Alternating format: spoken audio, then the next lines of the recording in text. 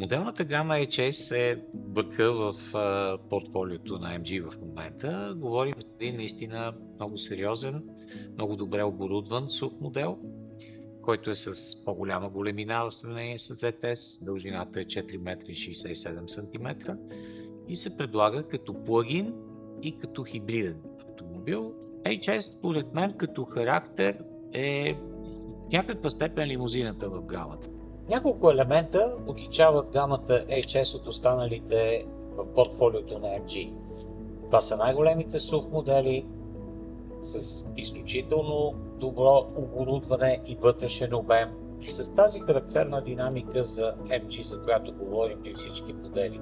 Възможности за добро ускорение, добра динамичност, независимо, че става въпрос за един по-голям и по-удобен за дълги пътувания SUV модел.